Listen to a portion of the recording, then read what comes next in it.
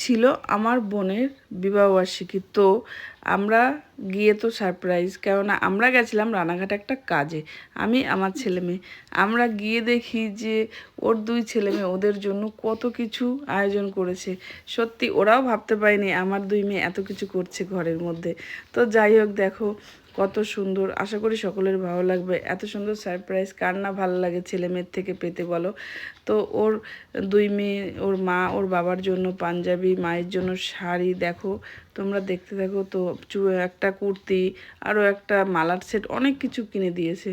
তো আমার বোন তো সেই খুশি, ও তো ভাবতেই পারিনি যে আমার দুই মেয়ে আমার জন্য এত কিছু করেছে।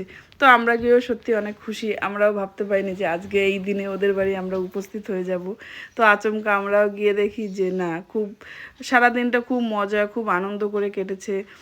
খুব ভালো লাগলো গিয়ে, যে যাক ছেলেমেয়ে সত্যি এমন কিছু সারপ্রাইজ রাখলে সকল মা বাবারই ভালো লাগে হয়তো। তো দেখো কত মজার মধ্যে দিয়ে আমাদের দিনটা কাটছে।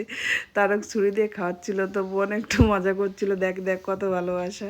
তো যাই হোক, সকলে দেখো এরপরে ওদের ছেলে দুই মেয়েকে, আমার ছেলে মেয়েকে, আমাকে সবাইকে কেক টেক খাওয়ানো হলো, খাওয়ানোর পর্ব শেষ।